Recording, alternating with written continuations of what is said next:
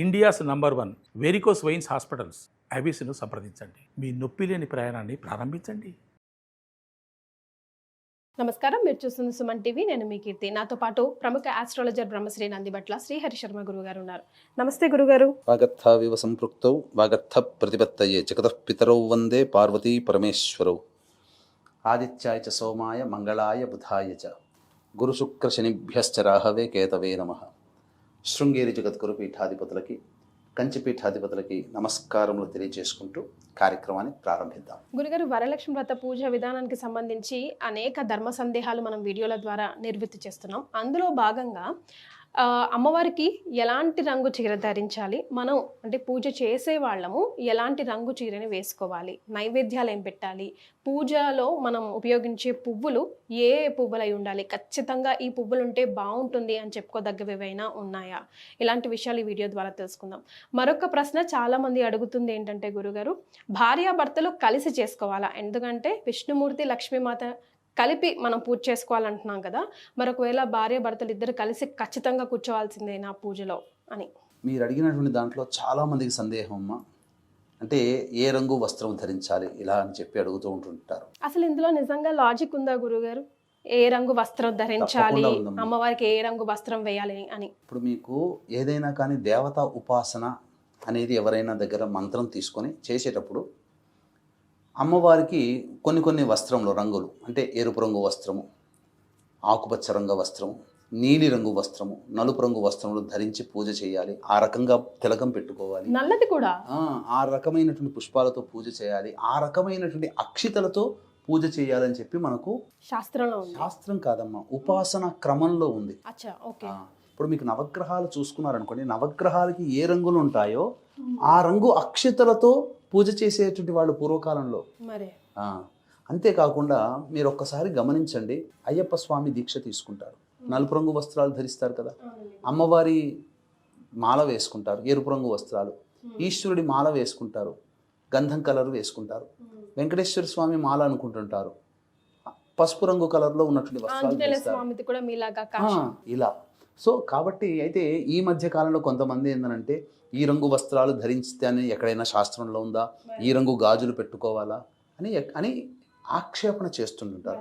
వాస్తవానికైతే వాళ్ళకి తెలుసు, చెప్పేటువంటి వాళ్ళకి కూడా తెలుసు, వాళ్ళు ఉపాసన చేసుకునేటప్పుడు అమ్మవారికి ఇష్టమైన రంగుదే వేసుకుంటారు. ఆసనంగా కూడా ఇష్టమైన రంగు ఆసనం వేసుకునే చేసుకుంటారు. కాబట్టి ఖచ్చితంగా అమ్మవారికి ప్రీతికరమైనటువంటివి, శుభకరమైనటువంటివి ఎరుపు రంగు, ఆకుపచ్చ రంగు, పసుపు రంగు, ఈ మూడిట్లో ఏదైనా కానీ ధరించవచ్చు. గాజుల విషయంలోకి వచ్చేసరికి మట్టి గాజులు వేసుకోవాలి, అంతే తప్ప ప్లాస్టిక్ అని ఏ రంగైనా వేసుకోవచ్చు. ఇప్పుడు చెప్పినటువంటి రంగుల్లో శుభమైనటువంటివి వేసుకోవచ్చు. ఇక పూజ చేసేటప్పుడు భార్యాభర్తలు కలిసి చేయాలా? శాస్త్ర ప్రకారము మనకు చెప్పబడి ఉన్నటువంటిది, ఇద్దరు కలిసి కూర్చొని చేయగలిగే అవకాశం ఉంటే ఇద్దరు కలిసి కూర్చొని పూజ చేయండి. ఎప్పటి వరకు? గణపతి పూజ వరకు. తర్వాత లక్ష్మీ పూజ ఆడవాళ్ళుగా చేసుకోవచ్చు, తప్పులేదు. సంకల్పం వరకు భార్యాభర్తలు కలిసి ఉండి చేసుకోవచ్చు. తోరంకి ఎవరి చేత కట్టించుకోవాలి గురుగారు? ముఖ్యంగా ఎవరినైతే మనం ముత్తైదును పిలిపిస్తామో, ఈ తోర పూజ చేసిన తర్వాత అందరిలో వచ్చినటువంటి వాళ్ళలో పెద్ద ముత్తైదుని పిలిపించుకొని, లేదా ఇంటి పురోహితుల వారినైనా లేదా భర్తతోనైనా కానీ చక్కగా తోరం కట్టించుకోవచ్చు. అత్తగారు ఉంటే అత్తగారు, తల్లిగారు ఉంటే తల్లిగారు, ఈ విధంగా వారితో కట్టించుకోవచ్చు. చాలామంది చేసే మిస్టేక్ ఏంటంటే, ఆడవాళ్ళకి ఎడమ చెయ్యి, మగవాళ్ళకి కుడి చెయ్యి కడుతుంటారు. కానీ తోర గ్రంథి పూజ చేసిన తర్వాత తోరము కట్టేటప్పుడు మాత్రం ఖచ్చితంగా దక్షిణ హస్తే అని చెప్పబడి ఉంది. అంటే ఖచ్చితంగా కుడి చేతికే కట్టుకోవాలి. ఆ తోర గ్రంథి పూజ చేసిన తర్వాత కట్టినటువంటి తోరమును మరుసటి శనివారం రోజున ఉద్వాసన అమ్మవారికి చెబుతాం కదా, అప్పటి వరకు ఉంచుకోవాలి. 16 ముళ్ళు వేస్తాం కదా? కాదమ్మా, 9 ముళ్ళమ్మ. నవగ్రంథులు, నవనాడులకి మన యొక్క శాస్త్రంలో 9వ నెంబర్కి చాలా ప్రత్యేకమైనటువంటిది లైఫ్ నెంబర్ అని అంటుంటుంటారు, జీవ సంఖ్య. కాబట్టే జీవముని సూచించేది 9వ సంఖ్య కాబట్టి 9 ముడులు వేస్తారు. నవనాడులు, నవరంధ్రాలు అని అంటుంటారు కదా. కాబట్టి అన్నీ కూడాను పవిత్రమవుతాయి, నవనాడులు కూడా ప్రచోదనమై శక్తివంతం అవుతాయి తోరగ్రంథి పూజ చేయడం ద్వారా అని చెప్పే ఉద్దేశంతో తోరగ్రంథి పూజ చేస్తారు. గురుగారు, మరి అప్పుడు తీసిన తర్వాత ఆ దారాన్ని కానీ తోరంగిని కానీ ఎక్కడ వేయాలండి? అది ఎవరూ తొక్కనటువంటి ప్రదేశంలో అనగా చెట్లు పొదల్లో ఆ విధంగా వేయవచ్చు, నిర్మాల్యాల కింద వేయవచ్చు. అది ఆ విధంగా చేయాలి. గురుగారు, మరి ఆ రోజు ముఖ్యంగా అమ్మవారికి ఎలాంటి నైవేద్యం అర్పించాలి, అలాగే ఎలాంటి పూలతో పూజించాలి? ముఖ్యంగా చాలామంది చేసేటువంటి కామన్ మిస్టేక్స్ నేను తెలియజేస్తానమ్మా.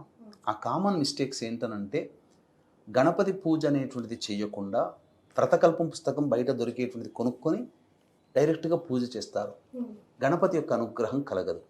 కాబట్టి వినాయక వ్రతకల్పం ముందు పెట్టుకొని ఆ వినాయక వ్రతకల్పం ప్రకారం గణపతి పూజ చేసుకొని తదనంతరం లక్ష్మీ పూజ చేయాలి, వరలక్ష్మి వ్రతం చేయాలి. ఇందులో కూడా ఒక చిన్న మిస్టేక్ ఏం చేస్తున్నారనంటే విష్ణువుని పూజించకుండా లక్ష్మిని డైరెక్ట్గా పూజిస్తున్నారు. కాబట్టి విష్ణు సహస్రనామం కానీ, విష్ణు అష్టోత్తరం కానీ, లేదా విష్ణు ధ్యాన శ్లోకమైనటువంటి శాంతాకారం భుజగశయనం అనేది ఉంది కదా, ఆ శ్లోకానైనా ఒక్కసారి నమస్కారం చేసుకొని అక్షితలు మరియు తులసి దళంలో ఆ కలశం మీద వేసి తదనంతరం లక్ష్మి యొక్క పూజ చేసుకుంటే మంచిది. ఇక తరువాత ప్రాణప్రతిష్ఠ దగ్గరికి వచ్చేసరికి చాలామంది పుస్తకంలో ప్రాణప్రతిష్ఠ ఉద్వాసన మంత్రములు ఉండవు, వాళ్ళు కావాలనే ప్రింట్ చేయరు. కాబట్టి చక్కగా కలశంలో అమ్మవారిని ఆవాహన చేసిన తర్వాత మనం ఒక వీడియో చేసాం జయగారింట్లో, చక్కగా ఆ వీడియో ఆ షోడశ లక్ష్మి యొక్క దేవత ఆవాహనకు సంబంధించినటువంటి వీడియో ఉంది. ఆ వీడియోని చక్కగా చూసుకుంటూ కేవలం మీకు వ్రతకల్పం పుస్తకాల్లో లక్ష్మీ ఆవాహన ఒక్క అమ్మవారి శ్లోకమే, కానీ మనం ప్రత్యేకంగా చేసిన వీడియోలో 16 లక్ష్మీ దేవతల యొక్క ఆవాహన ఉంది. ఆ వీడియోని పెట్టుకొని అమ్మవారిని కలశంలో ఆవాహన చేసిన తర్వాత ప్రాణప్రతిష్ఠ చేయాలి. 2 తమలపాకులు పట్టుకొని ఆ విధంగా కలశం మీద ఆనిచ్చి ఓం అసునీతే పునరస్మా సుచక్ష పునః ప్రాణమిహనో దేహి భోగం జోక్పస్యేమ సూర్యముచ్చరన్ తమనమతే ముణయా ఆనః స్వస్తి అమృతం వైహి ప్రాణ అమృతమాపహ ప్రాణ నేవయధాస్థానముపహ్వయతే అని చెప్పి లక్ష్మీదేవతాయ నమః స్థిరో భవ వరదో భవ అని చెప్పి 4 అక్షితలు ఆ కలశం మీద వేస్తే అమ్మవారు స్థిరంగా ఉంటుంది. తర్వాత పూజంతా అయిన తర్వాత శనివారం నాడు కాలకృత్యాదులన్నీ తీర్చుకొని ఉదయం 8 గంటల తర్వాత అప్పుడు అమ్మవారిని ఉద్వాసన చెప్పేటప్పుడు పంచోపచార విధానంగా మళ్ళీ ఆవాహన చేయడం, అభిషేకం చేయడం, తర్వాత అర్చన చేయడం, నైవేద్యం పెట్టడం, హారతి ఇవ్వడం చేసి పంచోపచార విధానంగా చేసి అప్పుడు అమ్మవారిని ఉద్వాసన చెబుతూ ఉద్వాసన మంత్రం కూడా ఉంటుంది. ఓం 4 అక్షితలు చేతిలో తీసుకొని యజ్ఞేన యజ్ఞమయజంత దేవాః తాని ధర్మాణి ప్రథమాన్యాసన్ తే హనాకం మహిమానః సచంతే యత్ర పూర్వే సాధ్యాః సంతి దేవాః శ్రీ వరలక్ష్మీదేవతాయై నమః యథాస్థానం ప్రవేశయామి శోభనార్థే క్షేమాయ పునరా ఆగమనాయ చ అని ఒక అక్షితలు వేసి అమ్మవారి నమస్కారం చేసుకుంటే అమ్మవారు ఎంత సంతోషంగా మన ఇంటికి వచ్చిందో, మన ఇంట్లో సిరులు స్థిరంగా ఉండాలని ఆశీర్వదించి సుఖభోగాలు అనుగ్రహించి అంతే సంతోషంతో మన ఇంట్లోంచి వెళ్ళిపోతుంది. మరి ఎలాంటి పూలని మనం ఉపయోగించాలి గురుగారు? తప్పకుండానమ్మా, ఈ యొక్క అమ్మవారికి సంబంధించినటువంటి పూజ చేసేటువంటి విధానాలలో మనము కొన్ని నియమాలు తెలుసుకుందాం. అలాగే నైవేద్యాలు కూడా మీరు అడిగారు, చెప్పలేదు కాబట్టి నైవేద్యాల గురించి కూడా తెలుసుకుందాం. వీక్షించేటువంటి ప్రేక్షకులకి గమనిక, ఈ యొక్క 8వ తారీఖు రోజున వరలక్ష్మి వ్రతం ప్రతి మహిళ తప్పకుండా ఆచరిస్తుంది, ప్రతి యువతి ఆచరిస్తుంది. కానీ అందరికీ ఒక ఆలోచన ఏంటంటే ఎంతో చేసుకున్నాం కానీ ఎక్కడో చోట చిన్న లోపం జరుగుతుంది కదా, అమ్మవారి అనుగ్రహం సంపూర్ణంగా కలిగితే బాగుండు, హోమం చేసుకుంటే బాగుండు కదా, ఎందుకంటే హోమంతోనే పరిపూర్ణత. కాబట్టి ఈ యొక్క లోపాన్ని కూడా సవరించేందుకోసమై మన పీఠం ఆధ్వర్యంలో 8వ తారీఖు రోజున రాత్రి 9 గంటలకి లక్ష్మీ మూలమంత్ర సంపుటిత లక్ష్మీ సూక్త హోమము, అలాగే దశమహావిద్యల్లో లక్ష్మీ స్వరూపము కమలాత్మిక కాబట్టి కమలాత్మిక హోమము, షోడశ లక్ష్మీ హవనము, అలాగే మేష మిథున కర్కాటక సింహ కన్య వృశ్చిక ధనుస్సు కుంభమీన రాశిలో జన్మించిన వారికి సర్వదోష నివారణ పూజల హోమాలు అనేటువంటివి సశాస్త్రీయంగా జరిపించడం జరుగుతుంది. ఈ కార్యక్రమంలో పాల్గొనడం అనగా గోత్రనామాలు నమోదు చేసుకోవడం ద్వారా పిల్లలకి విద్య, వివాహ సమస్యలు, దాంపత్య సమస్యలు, అలాగే సంతాన సమస్యలు, అనారోగ్య సమస్యలు, ముఖ్యంగా రుణ బాధలు, ఆర్థిక బాధలు తొలగి సుఖశాంతులతో ఉంటారు. ఈ అమ్మవారికి ఇష్టమైనటువంటి తామర పూసమాల మీకు పూజ చేసి ఇవ్వడం జరుగుతుంది. కేవలం 41 మందికి మాత్రమే అవకాశం అండి. ఆ 8వ తారీఖు ఈ వీడియో చూసిన తర్వాత 8వ తారీఖు సాయంత్రం 6 గంటల లోపల మీరు గోత్రనామాలు నమోదు చేసుకోవచ్చు. అవకాశం ఉన్న వాళ్ళు కార్యక్రమ తదనంతరం కాంటాక్ట్ చేసి పూర్తి వివరాలు తెలుసుకోవచ్చు. ఇక ముఖ్యంగా అమ్మవారికి పూజ చేయదలిచినటువంటి విధానాలలో గనక చూసుకున్నట్లయితేనమ్మా, అమ్మవారికి చక్కగా మందార పుష్పములు అంటే మహాప్రీతి. గురుగారు, ఏ రంగువైనా ఏ రంగువైనా, ఎరుపు మందారం అయితే ఇంకా విశేషం. తర్వాత తామర పుష్పములు మహాప్రీతి, కలవ పుష్పములు, కలవ పూలు అవి కూడా ప్రీతి. తరువాత కరవీర పుష్పములు అంటే గన్నేరు పూలు, ఇవి చాలా విశేషం. తరువాత మల్లెపూలు, ఈ అమ్మవారికి ఈ 5 రకాల పుష్పాలతో, చామంతి పూలు, ఈ రకాలైనటువంటి పుష్పాలతో గనక అమ్మవారికి పూజ చేసినా, అర్చన చేసినా, దండ వేసినా చాలా విశేషం. కాబట్టి చాలామంది తెలిసి తెలియక పూలల్లో విధంగా నీలిరంగు పుష్పాలు, బ్లూ కలర్ పుష్పాలు వాడతారు. అస్సలు వాడకూడదమ్మా. లక్ష్మీ కోసం చేస్తున్నప్పుడు శనిగ్రహాన్ని సూచించే నీలిరంగు పుష్పాలతో చెనక చేస్తే లక్ష్మీ అనుగ్రహం కలగదు. అది జ్యేష్ఠాదేవికి సంకేతం నీలిరంగు. లక్ష్మిని పూజిస్తూ జ్యేష్ఠాదేవితో అర్చన చేస్తే ఎలా లాభం? అది ఆ భావన. తర్వాత అమ్మవారికి పెట్టవలసినటువంటి నైవేద్యాల్లో అమ్మవారికి పెట్టే నైవేద్యాలు 5 రకాలు.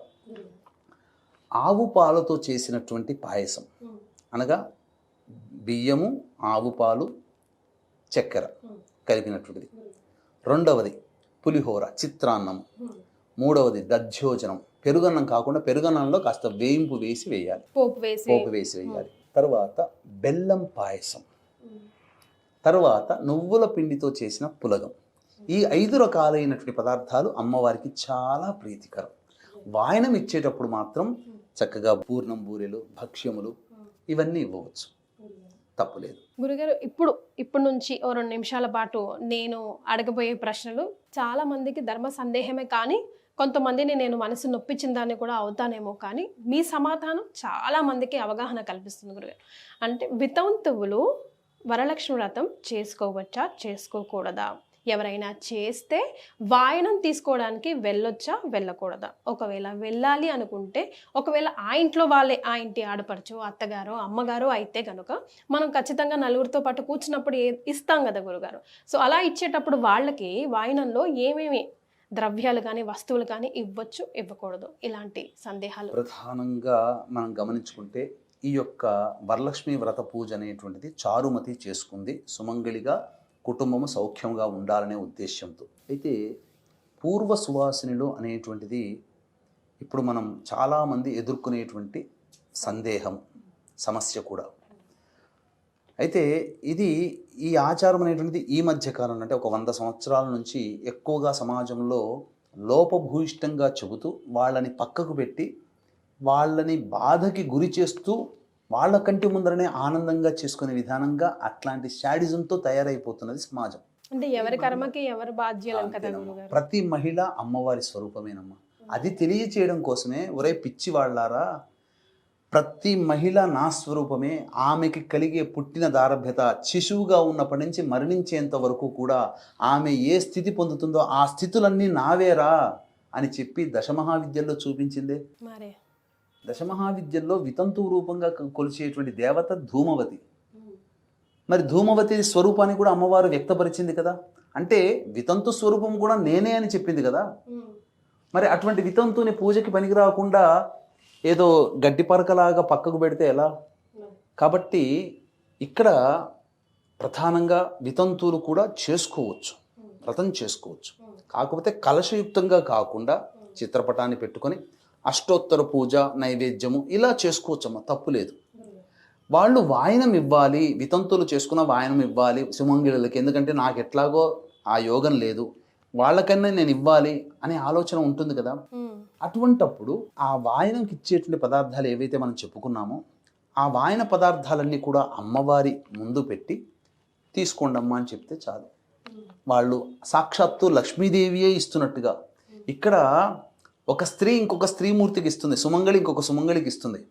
కానీ వితంతులకి కలిగినటువంటి అదృష్టం ఏంటంటే, లక్ష్మి ఏ మంటపం దగ్గర అయితే పూజ చేసుకుంటుందో వితంతువు, ఆ అమ్మవారి దగ్గర పెట్టిన తర్వాత అమ్మవారి దగ్గర నుంచే తీసుకోండమ్మా అని చెప్తుంది. అమ్మవారి దగ్గర నుంచే తీసుకుంటున్నారు. ఎంత సౌభాగ్యం అది. తన నిండు పూజ చేసుకొని తర్వాత వితంతువుకి ఇవ్వవచ్చునా అని కూడా మీరు అడిగారు. ఆ సుమంగళిలో ఇప్పుడు ఇంట్లో తల్లిగారు ఉంటారమ్మా, కనిపెంచినటువంటి తల్లి, ఆమె కూడా స్వరూపమే కదా, ఒకప్పుడు చేసుకుంది కదా. ఒక్క కారణం చేత అమ్మని దూరం పెట్టుకుంటామా, అత్తని దూరం పెట్టుకుంటామా? కాబట్టి దేవుడి కలశం ముందరో, చిత్రపటం ముందరో, దేవుని మంటపం ముందరనో ఆమెకి పెట్టి అమ్మకి ఇస్తున్నట్టుగా భావంతో, అమ్మ తీసుకోమ్మా, నువ్వే లక్ష్మీదేవియే ఇస్తుందమ్మా, నేను ఎక్కడమ్మా అని చెప్పిస్తే వితంతు చక్కగా చేసుకుంటుంది కదా. సత్యనారాయణ స్వామి వ్రతం ఏదైతే ఉందో వితంతువులు కూడా చేసుకున్న సందర్భాలు ఉన్నాయి. ముఖ్యంగా ఈశ్వరాభిషేకము అనేటువంటిది ఆడవాళ్ళు చేయకూడదు అని అంటారు. మరి రావణాసుడి తల్లి కైకసి చేసుకుంది కదా.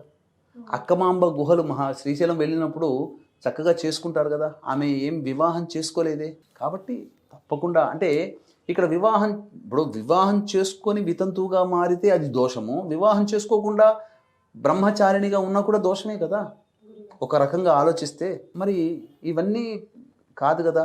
కాబట్టి ఖచ్చితంగా చేసుకోవడం తప్పులేదు, వాళ్ళని బాధ పెట్టకూడదు. ప్రేమ ఆప్యాయతతో ఉండండి. ఇప్పుడు చాలామంది వితంతువులు అనేటువంటి విషయంలోకి వచ్చేసరికి భర్త ద్వారా ఆ వివాహం చేసుకున్న సందర్భంలో మెట్టెలు పుస్తెలు మాత్రమే వస్తాయి. చిన్నప్పటి నుంచి బొట్టు పెట్టుకుందిగా, చిన్నప్పటి నుంచి చక్కగా అలంకరించుకుంది కదా, మంచి మంచి డ్రెస్సులు వేసుకుంది కదా. పట్టు పరిగిళ్ళు పూర్వకాలంలో ఇప్పుడు మంచిగా డ్రెస్సులు వేసుకుంటున్నారు, మంచిగా పూలు పెట్టుకున్నారు కదా. మరి ఇవన్నీ భర్త పోయిన తర్వాత ఎందుకు అని అంటే ఒకటే ఒక కారణం అమ్మా, వితంతువు మీద మళ్ళీ మిగతా వాళ్ళకి కొన్ని ప్రకోపాలు పెరుగుతాయనే ఉద్దేశంతో ఆ వితంతువు భర్తహీనంగా ఉంటారు. కాబట్టి ఎదుటి వాళ్ళు ఎవరైనా ప్రలోభ పెడతారేమో, తాను ప్రలోభపడుతుందనే ఉద్దేశంతో స్త్రీకి అందంగా కనిపించేటువంటి అన్ని రకాల అలంకరణలన్నీ కూడా స్త్రీకి దూరం చేయడం జరిగింది. అది కూడా తన స్వయ నిర్ణయం.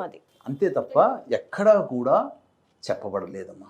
అంతేగాని పూలు గాజులు భర్త కంటే ముందు వచ్చే సుమంగళిగా ఉండకూడదని అంతవరకే తప్ప బొట్టు పెట్టుకోవచ్చు, తప్పేమీ లేదు. అవకాశం ఉంటే పూలు ధరించకూడదు అన్నప్పుడు పూలు ధరించకుండా ఉంటే సరిపోయాయి. ఎందుకంటే గత స్మృతులు వచ్చి బాధకు గురవుతారేమో అనే ఉద్దేశం కూడా కాబోలు.